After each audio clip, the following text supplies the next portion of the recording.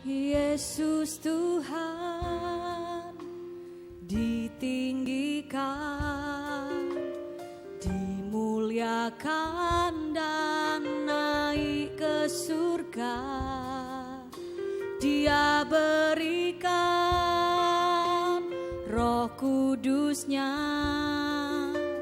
menguatkan dan menolong selalu.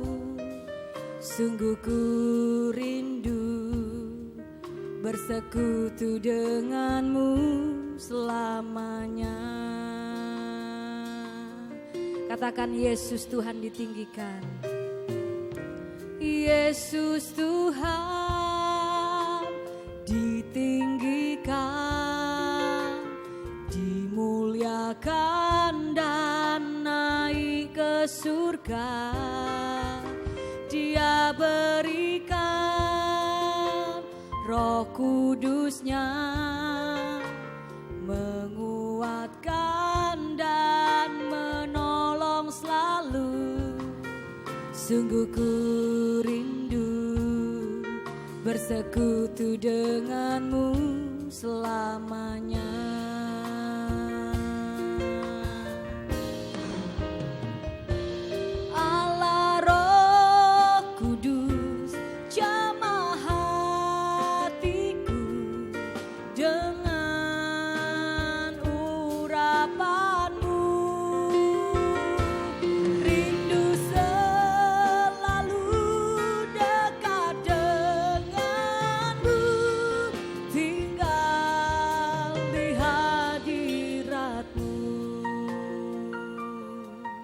Lebih sungguh-sungguh lagi kita mau katakan, Yesus Tuhan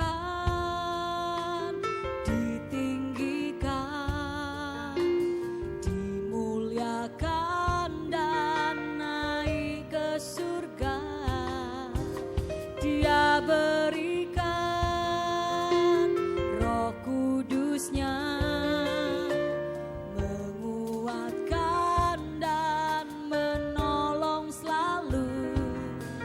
sungguh ku rindu bersekutu denganmu selamanya. Mari bersama-sama dengan percaya katakan, Allah Roh Kudus jamah hatiku dengan urapanmu.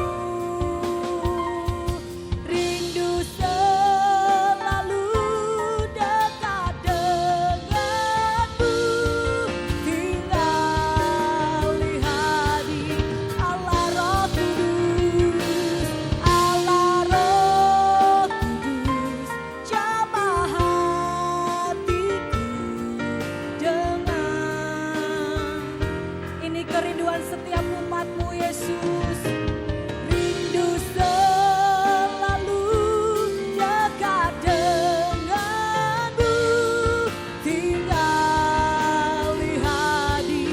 Mari bersama-sama kita bangkit berdiri dengan hati yang bersyukur, katakan Allah Roh Kudus, Allah Roh Kudus jamah hatiku dengan urapanmu. Rindu selalu dekat denganmu, tinggal di hati. Segenap hati katakan Allah Roh Kudus, Allah Roh Kudus jamah hatiku dengan urapanmu. Rindu selalu dekat denganmu, tinggal. Mari bersama-sama angkat tangan kita katakan, Allah Roh jamah.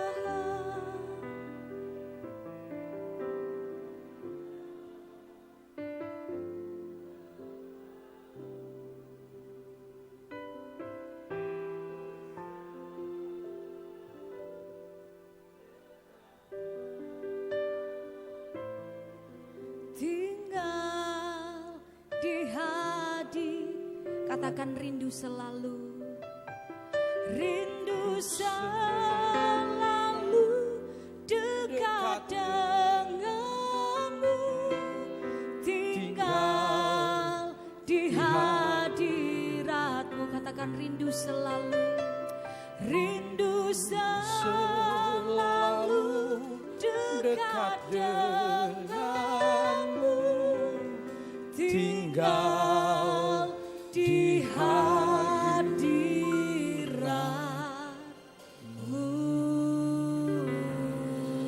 Haleluya, segala puji, hormat, syukur dan kemuliaan hanya bagi Yesus kekasih jiwa kami.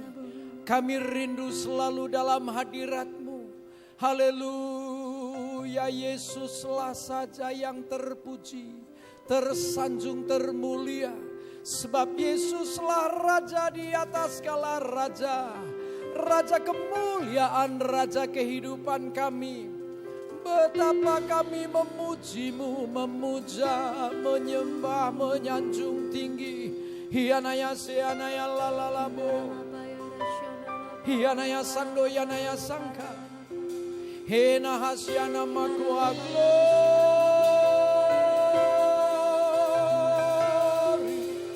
Haleluya, glory.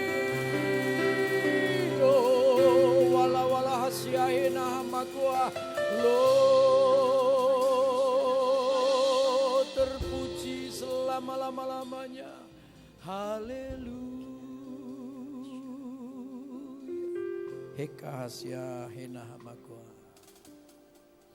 Terima kasih Bapa untuk saat indah dalam lawatan Tuhan sore hari ini. Dalam pujian dan sembah kami diberkati juga dipersiapkan untuk selanjutnya menyambut Tuhan melalui pemberitaan firman. Dan kini kami telah siap.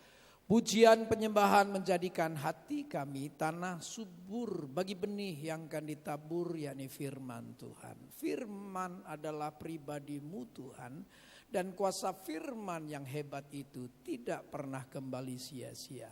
Itu sebabnya ketika perhatian kami tertuju kepada-Mu, Roh Kudus cengkeram kami dari awal, pertengahan hingga akhir. Sehingga kami memahami dengan baik, dan dalam anugerah Tuhan sajalah kami melakukannya. Dalam anugerah-Mu Tuhan, kami sadar kemanusiaan kami sangat terbatas untuk memahami pikiran-Mu, sabda-Mu Tuhan. Terlebih dalam melakukan, kami butuh anugerah Tuhan. Karenanya cengkeram kami. Sehingga kami tidak hanya menjadi pendengar saja, namun menjadi pelaku firman. Dan hidup kami semakin berkenan, bahkan menyenangkan hati Tuhan. Kini urapi kami semua, juga hamba-Mu jelas dalam menyampaikan, mudah diterima, dan berkat besar turun atas kami semua.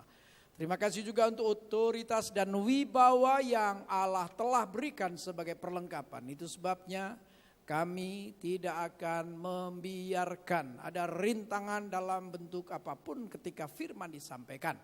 Kini kami satukan hati dan bertindak di dalam nama Tuhan Yesus Kristus. Kami patahkan semua rintangan dan hambatan. Kalau masih ada, seketika kami perintahkan keluar dalam nama Yesus Kristus.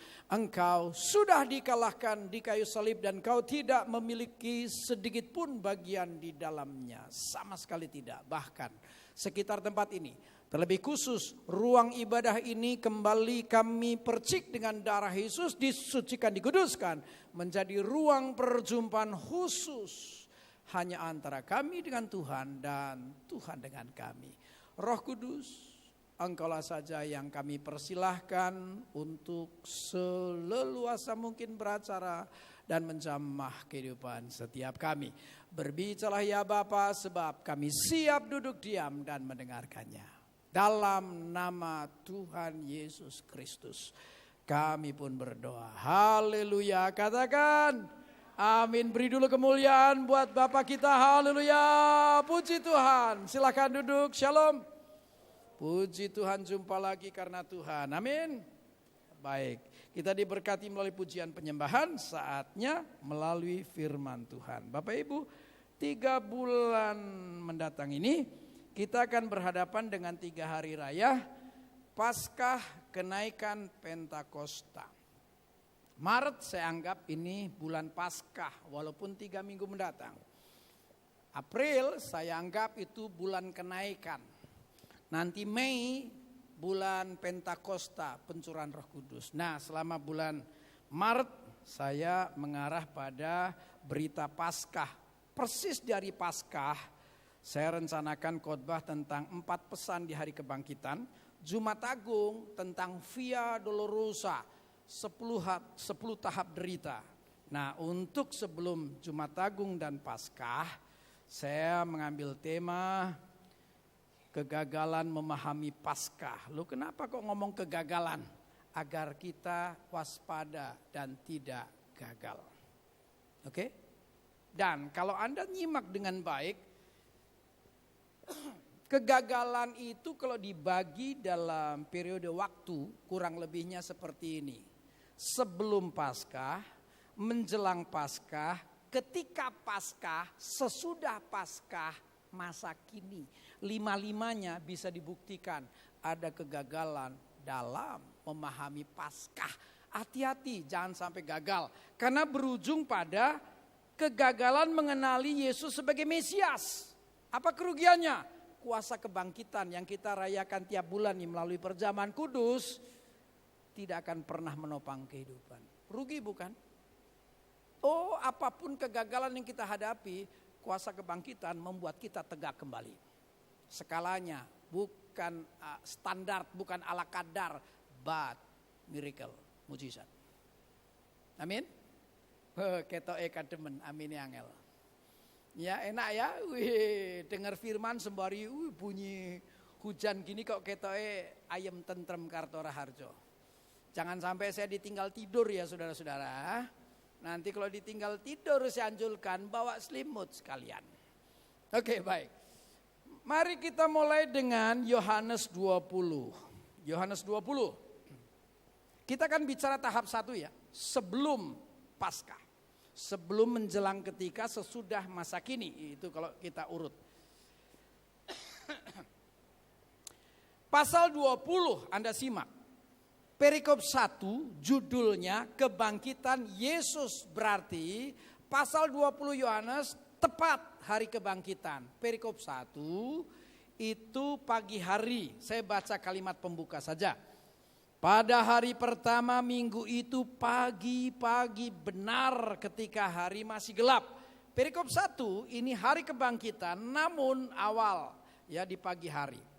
Perikop 2 pengalaman perjumpaan Maria dengan Tuhan Yesus di hari kebangkitan. Perikop 3 ini yang akan saya bacakan. Ini tetap hari kebangkitan namun malam hari. Oke? Ayat 19 bagian A-nya saja. Demikian. Ketika hari sudah malam, pada hari pertama minggu itu, berkumpullah murid-murid Yesus di suatu tempat dengan pintu-pintu yang terkunci. Mengapakah gerangan mereka menutup diri, mengunci diri?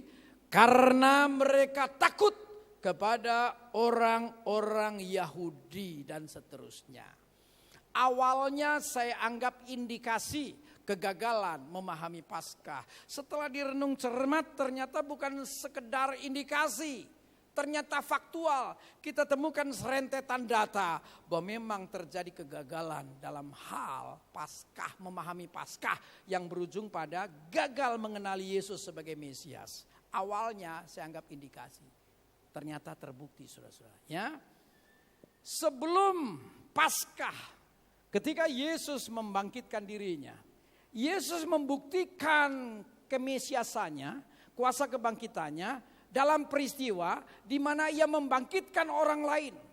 Dalam peristiwa Lazarus. Ya, itulah yang akan kita obrolin ya. Kita menuju ke yang kita baca itu ketika. Itu pemicu obrolan kita ya. Mari kita menuju ke Yohanes 11. Sebenarnya Yesus sudah berusaha memperkenalkan dirinya dengan 3 cara. 3 cara yang dimaksud, yang pertama meremehkan kematian.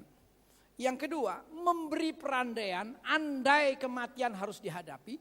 Yang ketiga membahasakan kematian.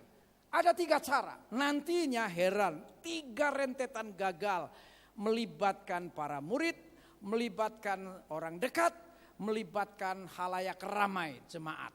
Kita buktikan dulu 3 cara yang dimaksud. Ayat 4, 5 dan 6 Yohanes 11. Yohanes 11 ayat 4, 5 dan 6 demikian.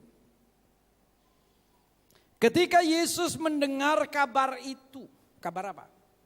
Kabar Lazarus dalam kondisi kritis sakit. Ia berkata, penyakit itu tidak akan membawa kematian, tetapi akan menyatakan kemuliaan Allah. Sebab oleh penyakit itu anak Allah akan dimuliakan. Ayat 5. Yesus memang mengasihi. Nah, ini landasannya kasih. Apa yang Yesus akan lakukan nanti berlandas kasih. Yesus memang mengasihi Marta, kakaknya, dan Lazarus. Ayat 6-nya berkata, walau dilandasi kasih, ayat 6 berkata, namun setelah didengarnya bahwa Lazarus sakit, apa lanjutnya? Ia apa? Ia sengaja tinggal 2 hari lagi di tempat di mana ia berada. Saudara-saudara, ya. Sudah ketika saya mengamati bagian ini, kok aneh ya? Dapat berita kritisnya Lazarus, Yesus tidak beranjak. Berita matinya pasti juga sampai, Yesus tidak hadir. Dan Yesus baru muncul hadir ketika mayat sudah 4 hari terkubur dalam kondisi busuk. Dan ternyata walau tertulis di ayat 5 ini dalam rangka kasih, namun jelas walaupun janggal ini dalam program kesengajaan. Tadi kan sudah dijelaskan. Ia sengaja. Nah, saudara-saudara, saya meyakini bahwa Yohanes sebagai penulis, memang penulis Alkitab semua terinspirasi oleh Roh Kudus. Betul tidak? Ya. Walau demikian, saya percaya Yohanes tidak sembarang-sembarang memunculkan kata sengaja. Saya bahkan lebih yakin bahwa Yohanes itu langsung mendapatkan dari sang guru. Ini sebuah cara melayani yang tidak enak, yang tidak mengenakan. Biasanya saya daratkan ke kehidupan Anda masing-masing supaya menangkap apa sih yang Yesus ingin jelaskan. Saudara senang gak kalau punya, kebetulan Pak Pakar ada di sini, Pak Agung. Saya menyebutnya Pak Pakar. Kenapa? Bengkel. Bisa ngerapihkan segalanya yang berantakan. Saya nyebutnya Pak Pakar. Boleh kan Pak? Senang ketemu Pak Pakar. Di belakang juga ada Pak Pakar yang lain. Cuman gak mau saya sebut. Nah saudara-saudara. Nah jadi misal Pak Agung sebagai pembina ibadah ketiga ini ya. Satu ketika Anda tuh setelah satu keluarganya kritis sakit. Harapan jemaat dimanapun. Begitu ada keluarga yang sakit, menginformasi, telepon gereja dengan harapan hamba Tuhan hadir melayani dan sembuhlah dia. Betul tidak? Betul tidak? Nah ternyata tunggu punya tunggu, Pak Agung tidak kunjung hadir. Oke? Sampai hari kematian Pak Agung tetap tidak hadir. Kira-kira menyenangkan? Kalaulah sampai hari diberitakan tidak hadir, ya mestinya di hari kematian hadir dong. Setidaknya minta maaf. Maaf sibuk banget sampai lupa, telanjur, mati deh. Maaf. Ternyata tidak kunjung hadir. Kapan Pak Gembala, Pak Pembina hadir? Setelah kadaluarsa, setelah mayat membusuk. Dan hebatnya atau beraninya Pak Agung ketika ditanya, Pak kenapa kok begitu? Berita sakit Bapak dengar, sudah kan diberitahu. Begitu meninggal pasti dengar juga, kenapa tidak datang? Minimal minta maaf. Kok baru sekarang lewat 4 hari sudah bosok, sudah busuk, baru Bapak datang. Dan Pak Agung dengan gagahnya jawab, sengaja. Halo. Oh ini sebuah cara melayani yang sangat aneh. Saya seringkali membayangkan diri ya. Saya suka mendramatisir atau mengimajinasikan. Zaman itu kalau saya Yohanes, saya itu pasti mendekati Yesus berulang-ulang. Guru, kita kan udah dengar kasihan si Lazarus sakit guru. Ayo kita kunjungi yuk, kita doakan, kita layani kayak gimana. Guru tidak beranjak. Besok saya dekatin lagi, guru, aduh udah dari kemarin beritanya guru. Kasihan guru, ayo kita kunjungi yuk Lazarus. Tidak muncul, tidak beranjak. Hingga satu ketika berita matinya masuk. Guru telat, mati deh. Gimana coba? Kita kunjunginlah, minta maaf, kita hiburkan. Beliau juga tidak hadir. Baru nanti setelah hari keempat, baru Yesus mulai beranjak untuk menghadirkan diri. Saya kalau jadi murid langsung bertanya, guru udah 4 hari terkubur. Bosok deh, busuk Tuhan. Gimana coba? Kok begini caranya Tuhan? Dan saya yakin Yohanes ini dapat langsung dari gurunya. Sudah yo tenang, ini program kesengajaan. Sengaja. Halo. Kalau Anda butuh jawaban, kenapa kok beginian dalam program kesengajaan? Ayat 15 memberi jawaban. Ayat 15. Tetapi syukurlah aku tidak hadir pada waktu itu. Kapan? Waktu Lazarus kritis aku tidak hadir. Syukur aku tidak hadir pada waktu itu. Kapan? Waktu Lazarus mati aku tidak hadir. Kenapa begitu? Lanjutlah dinyatakan. Sebab demikian lebih baik bagimu supaya kamu dapat apa ya? Dapat belajar percaya. Ini programnya. Saya nggak kebayang kalau Kristen hidupnya lancar kayak jalan tol, cenderung terperangkap di zona nyaman. Saudara-saudara, satu ketika ini karena tertulis loh, besar kemungkinan Tuhan laksanakan. Loh, dimungkinkan kita mengalami situasi kritis. Pernah kan? Pernah? Kalau Kristen orang percaya dalam kondisi kritis pasti menjerit, Tuhan please hadirkan dirimu, aku butuh pertolongan. Tuhan tidak kunjung hadir. Walaupun engkau memohon dan Tuhan tidak kunjung hadir. Hingga satu ketika mati. Kata mati kan tidak selalu lahiriah. Mati nafkah artinya PHK. Mati usaha artinya bangkrut. Halo? Lu mati pemahamannya bisa di segala bidang. Gak tahu langkah selanjutnya. Mati sudah langkah kita. Dan Anda berkata, Tuhan terlambat sudah. Aku udah gak tahu lagi apa yang harus kukerjakan. Aku semakin butuh pertolongan. Please hadirkan dirimu. Dan Tuhan ternyata tidak hadir. Kapan hadir? Setelah 4 hari kata Alkitab. Setelah busuk, setelah kadaluarsa. Baru Yesus menghadirkan dirinya. Nampaknya Yesus ingin berkata, buat Yesus gak ada kata kadaluarsa. Halo? Halo? Enggak ada kata kadaluarsa. Sebab kalau sudah lewat kayak gini nih, orang suka bilang, aduh ini mah nasi jadi bubur. Kayaknya Yesus mau bilang, emangnya kalau sudah jadi bubur aku gak bisa bikin jadi nasi, bahkan jadi beras. Halo? Loh, bersama Tuhan di dalam Kristus bukankah ada mujizat? Dan saya hamba yang mengalami banyak mujizat. Yang karenanya saya penuh dengan kebanggaan. Saudara-saudara, siapa tahu Anda hari-hari ini dalam kondisi kritis dan sudah menjerit, Tuhan tidak kunjung hadir. Sampai mati langkah, Anda memohon dan Tuhan tidak hadir. Setelah lewat segalanya berlalu, Tuhan baru menghadirkan dirinya. Kalau saja engkau mengenal Yesus sebagai Mesias, kalau engkau yakin dalam diri Yesus ada kuasa kebangkitan, sekadaluarsa apapun Yesus bisa menghidupkannya kembali. Mungkin ada masalah yang terpendam sekian lama dan engkau ingin melupakannya, jangan ingat-ingat dah. Kalau itu diingat, aduh menyakitkan, kecewa berat, jangan diungkit-ungkit sudah. Mungkin ada masalah yang kau sudah pendam sekian lama, yang kau sudah anggap sudahlah kadaluarsa, lupakan saja. Bagi Tuhan, tidak ada kadaluarsa. Kalau Anda bertanya, kok tidak hadir pada waktu itu, waktu kritis, waktu mati langkah? Jawabannya, supaya kamu dapat belajar percaya. Halo, kapan Kristen imannya mulai fight? Ketika pergumulan kesesakan, apalagi ketika mati langkah. Dia akan makin bergerak untuk berjuang dan menaklukkan tantangan. Kok enggak amin ya?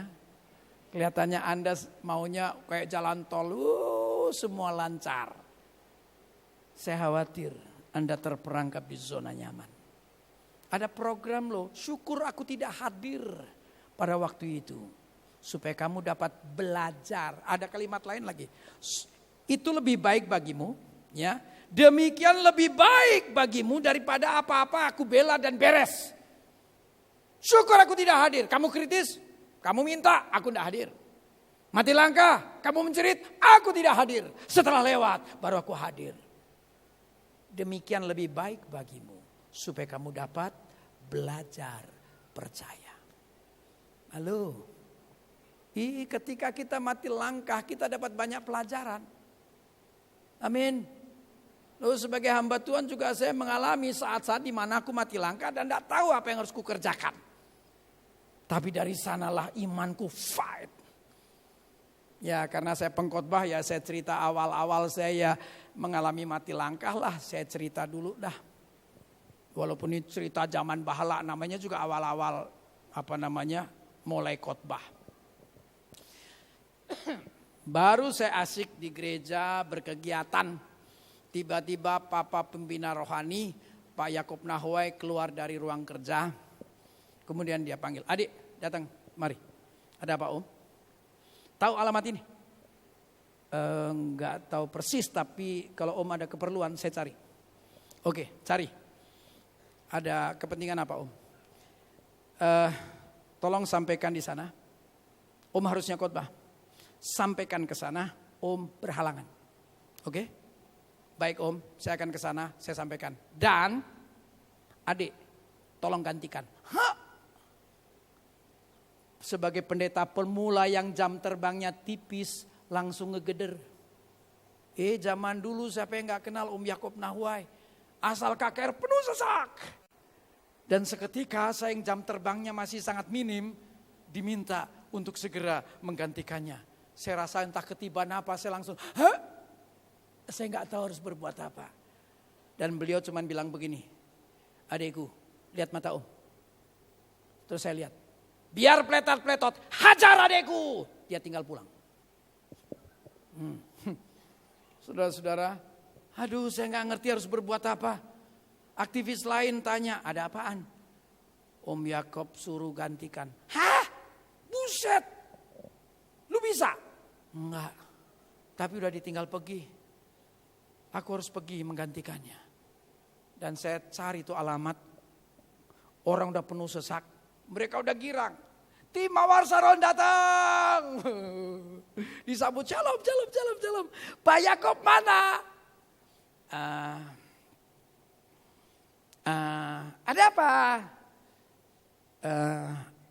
Maaf, Om Yakob berhalangan. Berhalangan? Lihat orang penuh sesak begini, siapa yang bisa menggantikan? Hah? Siapa yang bisa menggantikan? Panitia seketika tegang. Saya bingung lagi jawabnya. Siapa coba? Lama-lama terlepas. Saya diminta beliau menggantikannya. Hah? Langsung panitia kabur semua, kecewa. Dan saya tidak tahu harus berbuat apa. Anugerah memang nanti ada seorang yang kasihan. Pak masuk yuk. Masuk pun jemaat gak tahu bahwa saya bakal menggantikan. Begitu penyembahan saya naik ke depan. Saking takutnya memang semua bahan hilang semua. Saya gak tahu harus berbuat apa. Tapi dalam situasi yang genting seperti itu.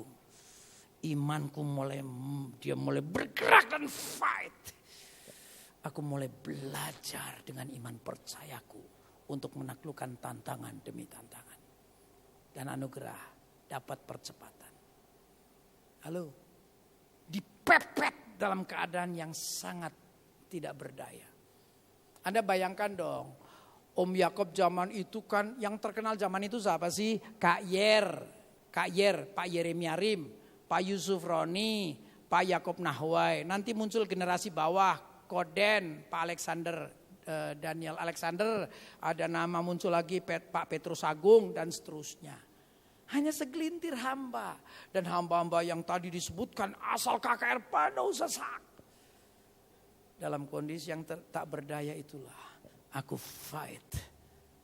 Halo, bayangkan kalau saya dibiarkan semuanya serba mudah, imanku tidak mekar. Tapi karena dijepit dalam keadaan yang tidak berdaya, Aku belajar menghadapinya dan menaklukkannya.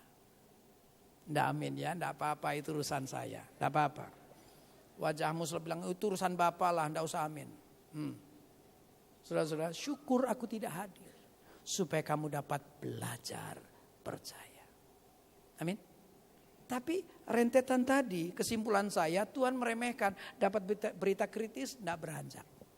Guru kritis, alah kecil. Guru mati, tidak ada urusan. Setelah kadaluarsa busuk, baru Tuhan hadir. Berarti urusan kadaluarsa, nggak ada urusan. Asal Anda kenal Yesus sebagai Mesias. Dalam diri Yesus ada kuasa kebangkitan. Cuman sporadis aminnya ya, tidak apa-apa. Beritanya kurang akeh. Tambah yang kedua sekarang ya. Ayat 7 seterusnya. Tetapi sesudah itu ia berkata kepada murid-muridnya, mari kita kembali lagi ke Yudea. Yesus ajak kembali lagi, berarti sempat dari sana sebelumnya. Kan kalimatnya kembali lagi kan? Berarti sempat dari sana sebelumnya. Sebentar. Ayat 7 tadi, mari kita kembali lagi ke Yudea. Murid-murid itu berkata kepadanya, Rabi, baru-baru ini, belum lama ini, orang-orang Yahudi mencoba melempari engkau. Masih maukah engkau kembali ke sana? Ketika itu Yesus sudah dianggap menghujat Allah. Tahu akibatnya di zaman itu kalau ada orang menghujat Allah, hukuman mati melalui pelemparan batu. Jadi para murid sepertinya bilang begini, Guru, kalau kita balik lagi, baru-baru ini guru tahu kan, mereka mau rajam kita. Kalau kita balik lagi, berarti menyongsong kematian. Apa jawab Yesus? Yesus bilang begini, jawab Yesus, bukankah ada 12 jam dalam satu hari? Siapa yang berjalan pada siang hari, artinya hidup dalam terang, siang hari kan, kakinya tidak terantuk. Alasannya, karena ia melihat terang dunia ini. Ingat di Yohanes 8 ketika Yesus berkata, akulah terang dunia? Halo? Oke. Lanjut. Tetapi jika seorang berjalan pada malam hari berjalan dalam kegelapan, kakinya terantuk. Karena terang tidak ada dalam dirinya. Jadi ketika para murid mengingatkan guru, kalau balik sama saja menyongsong maut. Yesus bilang, kamu hidup dalam terang apa gelap? Kalau kamu hidupnya dalam terang, hidup dalam kebenaran, kematian apapun gak ada masalah. Kematian kalaulah harus dihadapi, yang penting bersama Tuhan. Kematian apapun, kematian karir, kematian bisnis, kematian apa saja, kalau kita menghadapinya bersama Tuhan gak ada masalah. Tapi kalau kamu hidup dalam gelap, kamu hidup dalam pelanggaran, kamu bermasalah. Halo? Oh iya, siapapun kalau hidupnya lurus, hidup benar, maka dia tidak gentar menghadapi segala risiko. Anda gak merasa nih, hari-hari ini di pentas nasional, ada iman Kristen yang integritasnya tinggi bukan main. Halo? Hingga satu ketika ini pembuka yang mengejutkan. Namanya Pak Syafi'i Ma'arif berkata tentang integritas dari anak Tuhan yang satu ini. Dia bilang bahwa pejabat negeri ini pada umumnya urat malu putus. Tapi pejabat satu ini urat takut putus. Halo? Wow, diancam dari segala penjuru. Saudara-saudara, bahkan hari-hari ini baru 2 hari lalu, kemarin saya dengar dia dapat sebutan lagi. Dia mas sakti. Memang saya dianggap orang hebat, tapi ngelawan orang sakti, kelihatannya yang bakal menang orang sakti. Dia dianggap orang sakti. Bahkan mundur 3 ke 4 hari di mata Najwa, dibilang aneh ya. Dia minoritas dicintai oleh mayoritas. Dijepit, diancam dari segala penjuru. Kenapa gagah berani? Siapapun kalau hidupnya lurus, gak gentar dengan menghadapi apapun. Itu ngomong si A, pentas nasional, tahu kan ya, katanya gak boleh sebut nama, nanti propaganda. Gak paham ya, Anda udah gak nyetel TV, kudus banget cuman dengar berita Alkitab ya. Heran. Ya sekalianlah Krismuntu ya. Krismuntu kan sudah nyaris mati 10 kali. Diculik, disiksa 4 orang Bugis sampai ditutup terpal. Jatuh di Solok 12 meter di Sungai Bebatu. Masuk kolong trailer. Kijang Innova dihantam truk 2 kali dalam kecelakaan yang sama. Perahu kecil terbakar di Teluk Bontang. Kapal kayu kebawa ke Samudra Raya. Walaupun 10 kali. Kenapa kok tetap maju? Gak gentar? Aku punya pembela yang hebat. Kalau kematian harus kuhadapi juga. Yesus bilang, kamu hidup dalam terang gak? Kalau kamu hidup benar, kematian apapun kau tidak takut menghadapinya. Kalau kamu melanggar, hidup dalam kegelapan, pendosa, pantas kamu bermasalah. Halo?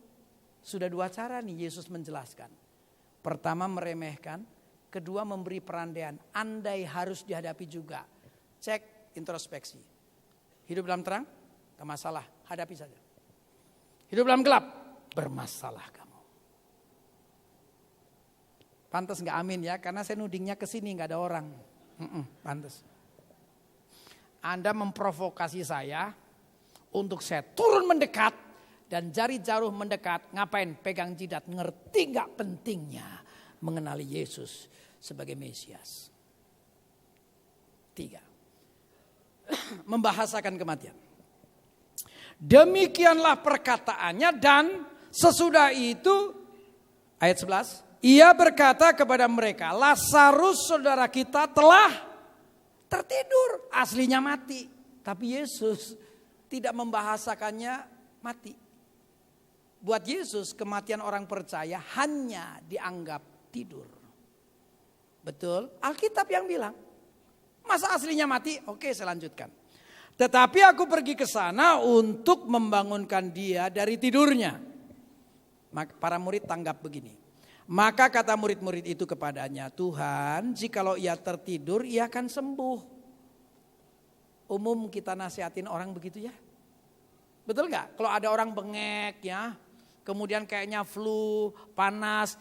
Kamu istirahat dah, tidur nyenyak. Oke, kalau kamu tidur enak nyenyak, bangun seger lu. Betul tidak? Itu kan nasihat pada umumnya. Para murid pahamnya seperti itu. Ya. Tetapi maksud Yesus ialah tertidur dalam arti mati. Sedangkan sangka mereka para murid, Yesus berkata tentang tertidur dalam arti biasa. Karena murid tidak kunjung paham, baru dibuka. Karena itu Yesus berkata dengan terus terang, Lazarus sudah mati. Ngerti kau? Lu Yesus tidak ingin mengatakan bahwa Lazarus mati. Buat Yesus, kematian orang percaya hanya dianggap tidur. Ada yang takut tidur? Halo? Ini di kota besar, Surabaya, Jakarta, mungkin Medan, Bandung. Sebagian orang kota besar ada yang takut tidur loh. Saya mendoakan, melayani beberapa. Om doakan saya om. Kenapa? Aduh susah tidur saya om. Tengah malam lewat saya baru bisa tidur. Tengah malam lewat jam 1. Lebih om, jam 2. Lebih om, jam berapa? Menjelang pagi jam 3, jam 4 om. Kenapa? Takut om. Takut apa? Takut kalau aku merem besok gak melek lagi. Halo. Di kota besar sebagian ada yang takut merem, takut tidur. Piye yo merem pora yo.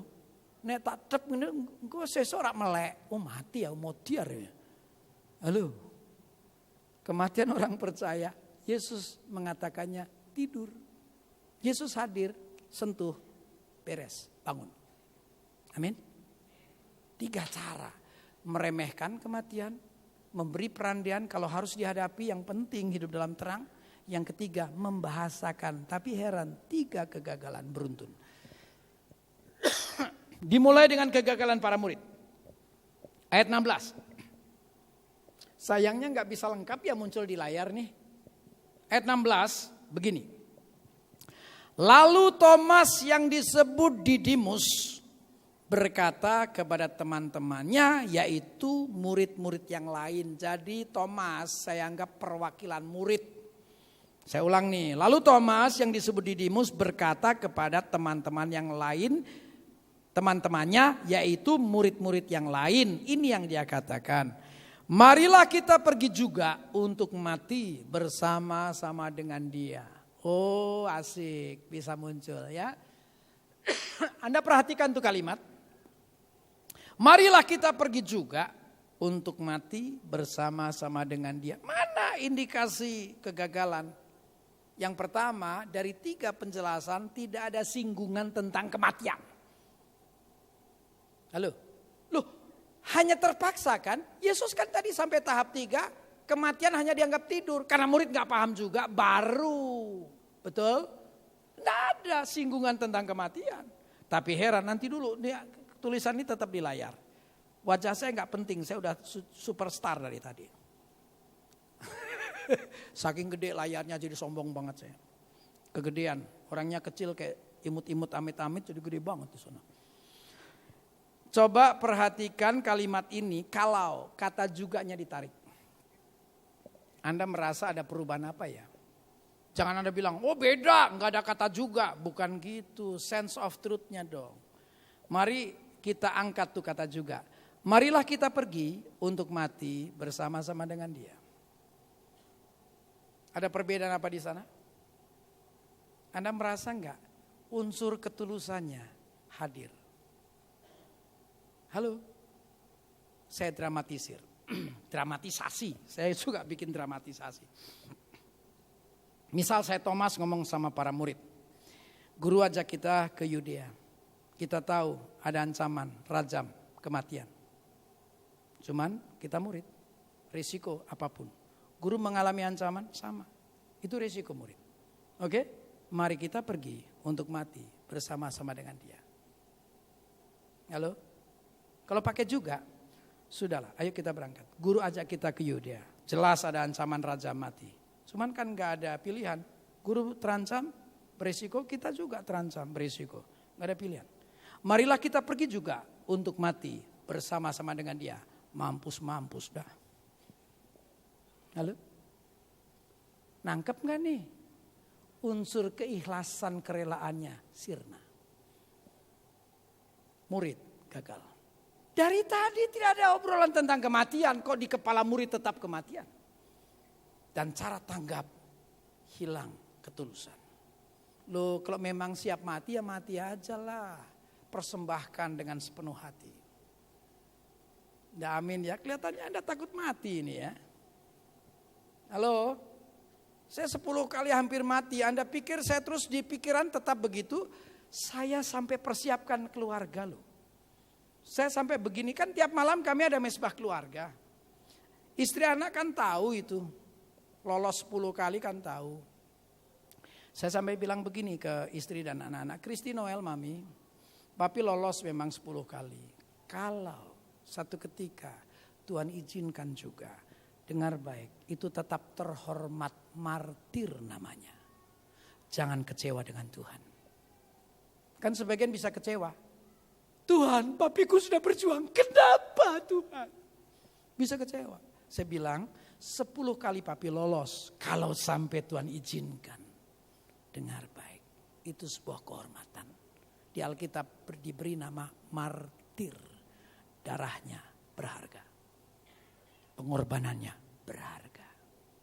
Kalau sampai terjadi, jangan pernah kecewa dengan Tuhan. Tetap militan. Nggak amin ya, karena saya terus ke sini nggak ada orangnya sih, heran betul. Halo.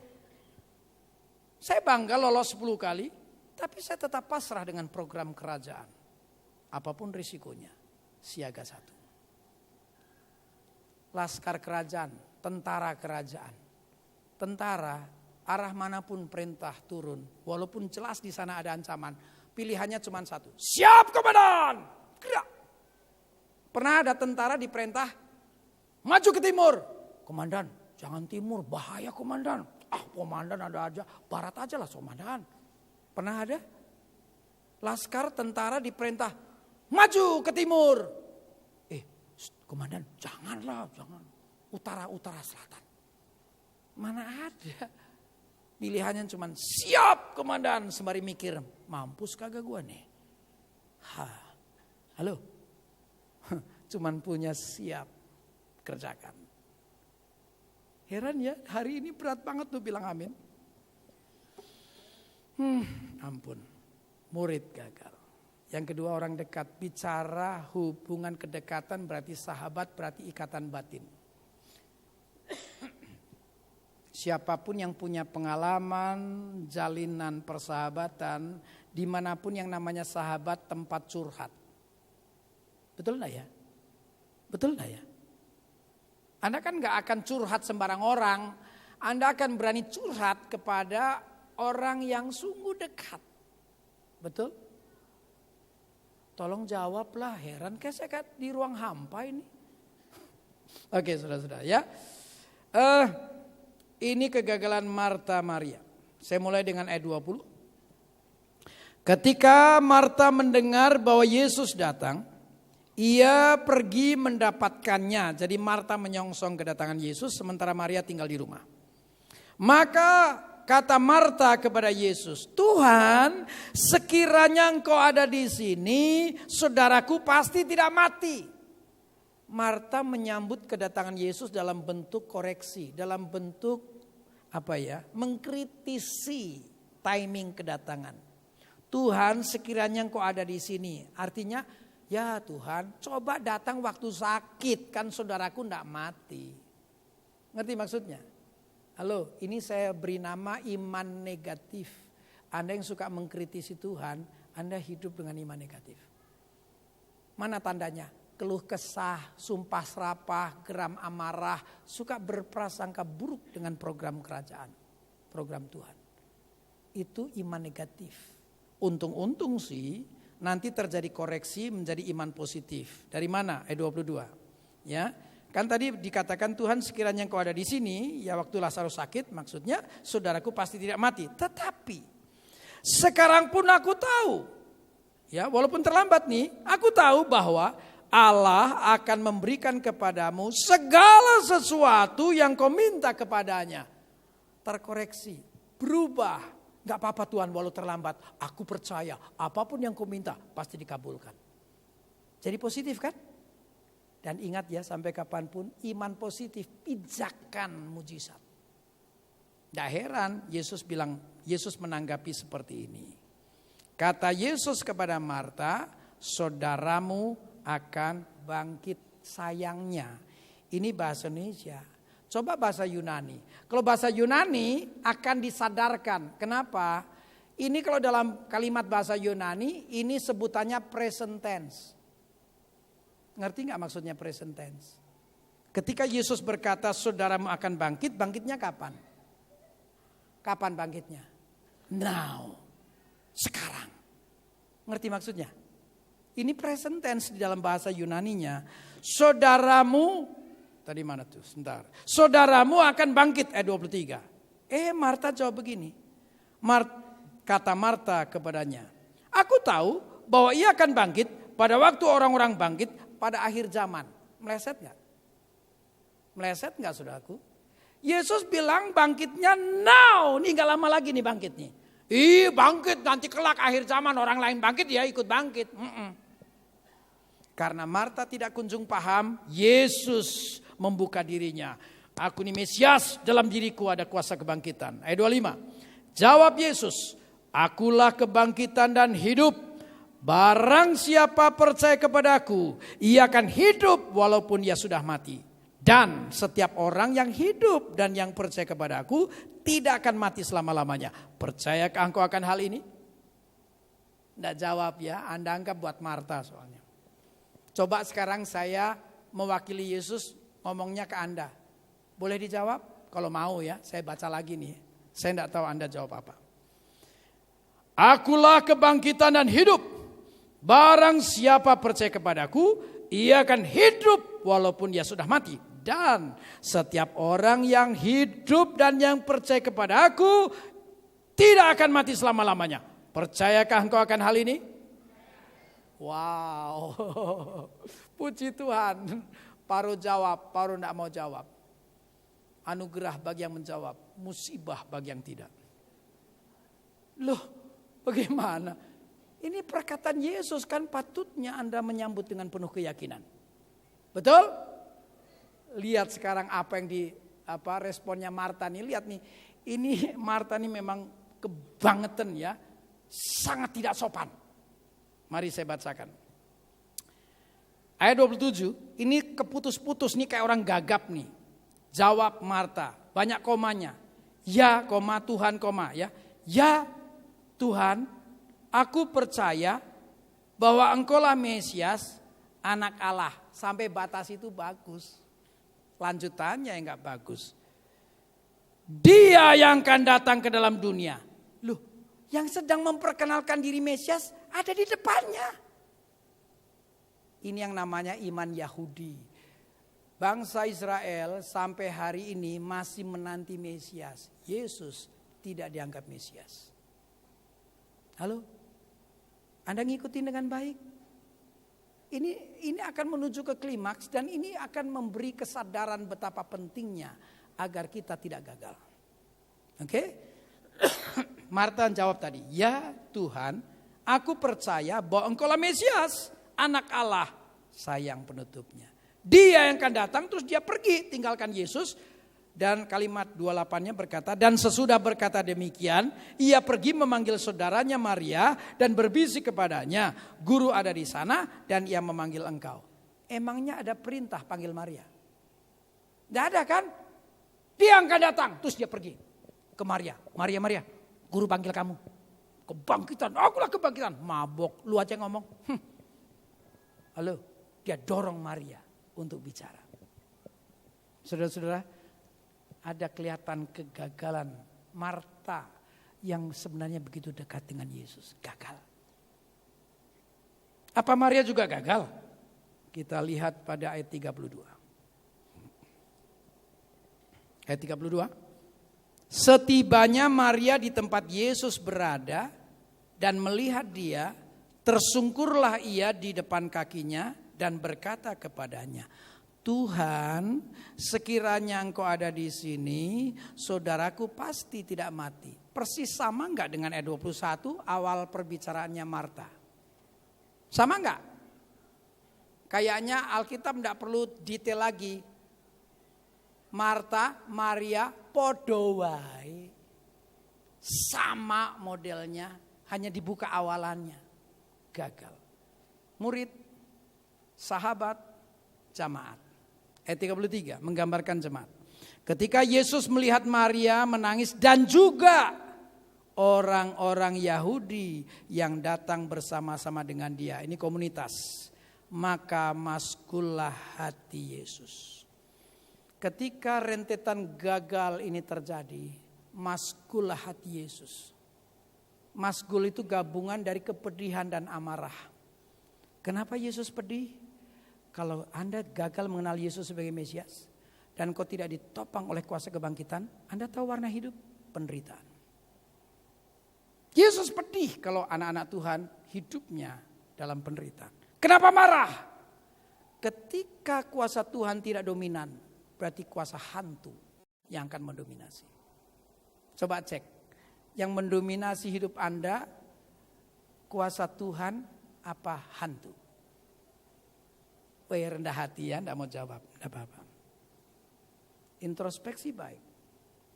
Kalau sampai Anda gagal, maskul hati Yesus. Hanya maskul? Tidak, ayat 35. Tenang, closing. Maka apa? Maka menangislah Yesus. Awal-awal saya baca. Maka menangislah Yesus. Saya bayangkan setelah Yesus pedih dan ada amarah. Murid tetap dalam kondisi gagal. Meleleh air mata. Awalnya saya mendapatkan gambaran menangis Yesus tuh ya meleleh. Netes air mata. Tapi begitu sampai di bahasa aslinya. Kata menangis di sini ternyata dakruo. Apa sih dakruo?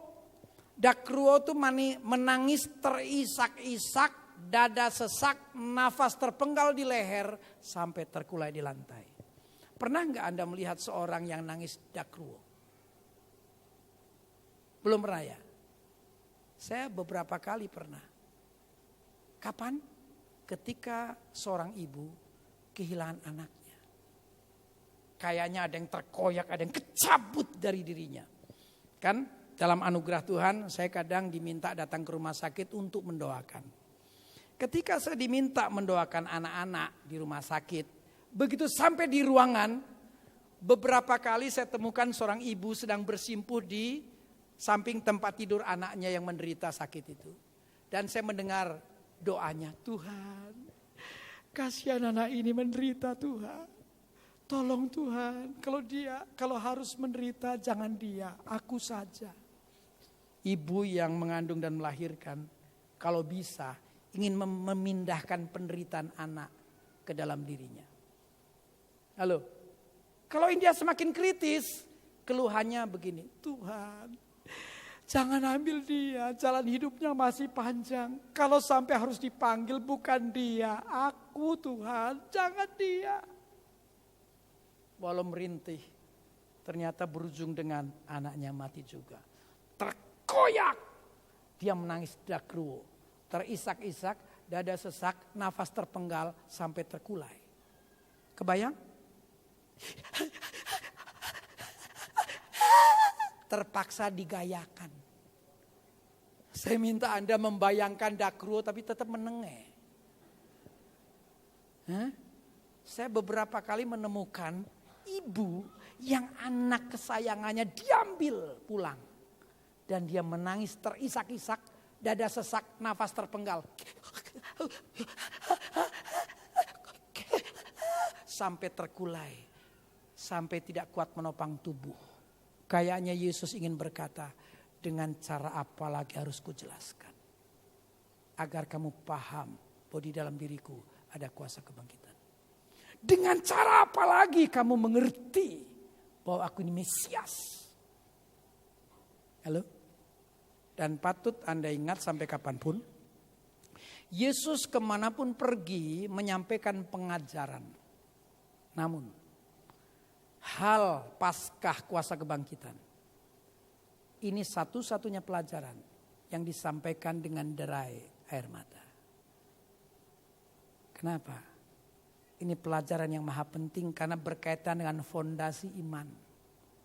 Kalau fondasi iman rapuh, jangan harap ada bangunan iman yang menjulang. Sama halnya gedung. Kenapa ada gedung yang menjulang tinggi? Harus dimulai dengan fondasi yang kuat. Halo? Kalau fondasinya kuat, dia dibangun lantai 1, 2, 3, 4, 5. Sama halnya kalau fondasi iman kuat, dia akan dibangun. Maka yang akan terjadi seperti yang kita nyanyikan, kita akan dibawa dari satu kemuliaan dan kemuliaan yang lainnya. Mujizat. Next level. Nggak heran, pelipat gandaan mujizat. Apalagi kita tahun Yobel besar nih. Saya belum dapat peluang untuk mengkhotbahkan Yobel besar. Ada 7K yang tersedia. Wow, banyak banget 7K dalam rangka Yobel besar. Ada pihak komunitas yang bisa dibilang terbesar di negeri ini. Sebelum peristiwanya, sebelum tahunnya, heran sudah dilepaskan tema pelipat gandaan mujizat. Mujizat saja udah hebat, dilipat gandakan. Kok bisa bareng dengan munculnya Yobel besar loh. Pas. Halo. Kita berada di Yobel besar, saudara-saudara. Jangan sampai gagal. Sebab kalau fondasi imannya rapuh, nggak ada harapan dibangun tinggi. Satu tingkat saja kena goncangan lemah, gugur. Ini satu-satunya pelajaran yang disampaikan dengan derai air mata. Anda pernah nggak sih selama hidup menemukan seorang guru yang menyampaikan pelajaran, muridnya tidak kunjung paham. Akhirnya gurunya nangis.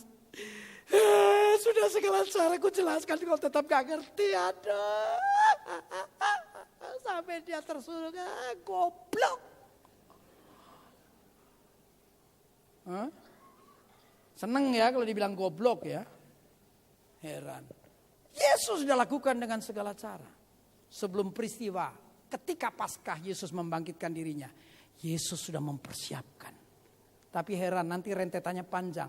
Sebelum, menjelang, ketika, sesudah, masa kini pun bisa dikhotbahkan. Ada kegagalan dalam memahami kuasa kebangkitan. Mengenali Yesus sebagai Mesias. Kerugiannya adalah ketika engkau gugur, engkau dalam keadaan kritis, mati. Gak ada harapan kuasa kebangkitan menopang agar engkau bangkit lagi. Anda ingat kesaksiannya Pak Ciputra? Zaman kerajaan bisnisnya runtuh, kerugiannya triliun. Orang kehilangan cetiau notia captiau aja pusing 7 keliling. Apalagi M, ruginya T, konglomerat ruginya T. Dia sempat hilang dari peredaran karena sangat tertekan dan rontok rambut T. Pernah dengar gak kesaksiannya Pak Ci? Ngerti Pak Ci gak sih? Emang Ciluba? Pak Ciputra. Saudara-saudara, hingga satu ketika dia keluar dari dari persembunyiannya ya. Dan dia mulai bersaksi. Mending bersaksi dalam kondisi yang bangkit. Belum. Dia bersaksinya begini. Aku bersyukur kepada Tuhan karena aku dikuatkan untuk mampu menghadapinya. Halo? Kerajaan bisnis telah tenggelam. Kerugian satu tetean triliunan. Tapi heran. Saya ada di sana ketika bersaksi, dia gambarkan nih, lihat rambutku rontok. Aku tidak keluar kemana-mana, aku tidak sanggup untuk menghadapinya. Hingga satu ketika dia merasa dikuatkan Tuhan. Dia bersaksi bukan karena dia tertolong.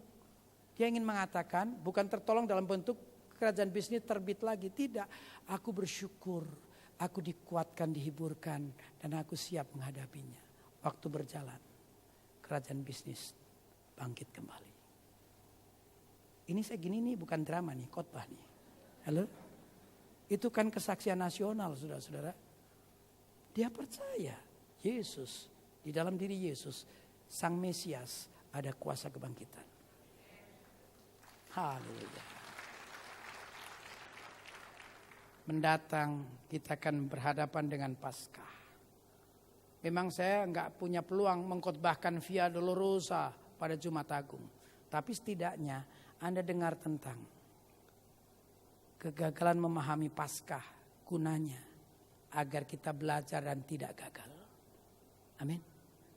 Itu sebabnya sambut Paskah dengan sepenuh hati. Selamat menyambutnya. Tuhan berkati. Tundukkan kepala, tutup mata. Masuk dalam sikap doa dan menyembah Tuhan.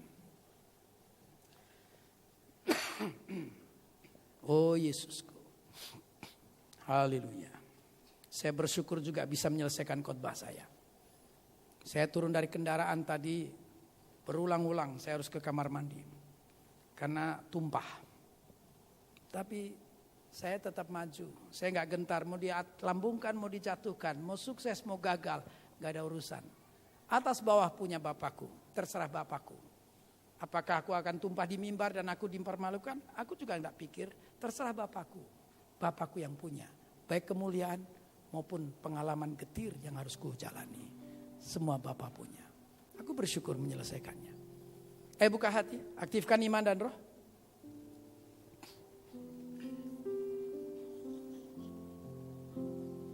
Haleluya, glory. Iyanayase anamakuade. Henahasea. Buka hati, aktifkan iman dan roh. Mulai sembah Tuhan. Haleluya. Mari berusaha untuk memahami bahwa hal Paskah, hal kemesiasan, hal kuasa kebangkitan dalam diri Yesus yang kita percaya, itu sebenarnya atau seharusnya melekat pada kita. Jauh sebelum peristiwa Paskah sudah dijelaskan. Dia mengambil sikap meremehkan kematian. Walau dia sudah tahu kritis keadaan Lazarus, dia tidak beranjak. Walaupun dia dengar bahwa Lazarus mati sudah, dia tetap tidak tanggap. Kapan mulai ditanggapi? Setelah kadaluarsa, setelah mayat busuk, setelah nasi jadi bubur dan orang berkata, apa gunanya lagi? Siapa bilang? Enggak ada masalah dengan kadaluarsa. Mungkin kau sudah pendam sekian lama dan kau tidak ingin mengingatnya. Semua bagian yang hilang dari masa lalu Tuhan mampu mengembalikannya. Apa yang hilang? Zaman keemasan? Zaman kebahagiaan? Apa yang hilang? Kalau saja engkau mengenal Yesus sebagai Mesias, ada kuasa kebangkitan di sana. Ayo izinkan kuasa Tuhan itu bekerja. Haleluya, glory. Oh ya hasil. Mari sembah Tuhan, berikan penyembahan terbaik. Sebentar lagi kita terima perjamuan kudus. Ini bagian dari Paskah. Yesus mati dan bangkit. Seberapa menghormati Anda tubuh dan darah Tuhan. Wah, hasikana makoa. Haleluya. Yesusku, Tuhanku, Allah dan Bapakku, kekasih jiwaku. Oh, glory. Hena hena hamakoa. Hena hena hamakrasundia. Haleluya, glory. Ku puji, ku pujaku sembah, ku sanjung tinggi. Henaha siana makoa. Hiana yase. Hiana ya lalabo. Hiana ya sando, hiana ya sangka. Hiana sika hasena hamakoa de. Haleluya, haleluya, haleluya.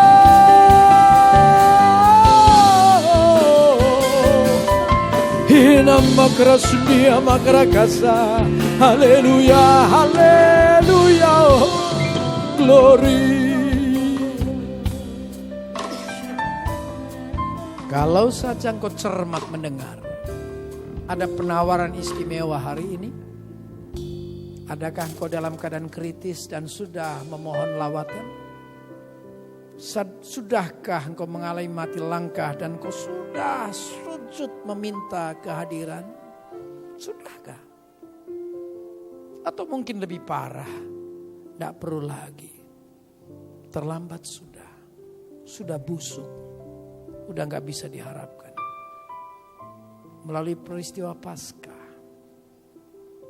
dalam peristiwa di mana Yesus memperkenalkan dirinya sebagai Mesias, Yesus bilang, gak ada yang terlambat. Siapa bilang terlambat? Dalam diriku ada kuasa kebangkitan. Dalam diriku ada mujizat. Kalau engkau rindu didoakan, angkat tanganmu tinggi laut kepala. Roh Kudus, lihat tangan-tangan kami yang terangkat. Kami tidak gentar lagi. Andaikan kami pun bertanya, kenapa Tuhan? Alkitab yang menjawab, demikian lebih baik bagimu supaya kamu dapat belajar percaya. Aktifkan iman dan taklukkan tantangan. Engkau akan lihat kemuliaan. Engkau akan lihat miracle, mujizat. Ya Aba, ya Bapa, dalam kehendak-Mu pula hamba mengangkat tangan untuk melaksanakan dua hal sekaligus. Pertama, impartas iman. Sampai tingkat karunia iman. Iman yang memindahkan gunung-gunung kehidupan. Bagi setiap mereka yang merindukannya, lihat tangan-tangan terangkat Bapakku. Hamba akan menyatukan hati dan iman, mempersembahkannya di atas mezbah-Mu, Gembala Agung. Bapa yang penuh kasih sayang dengan rancangan terbaik.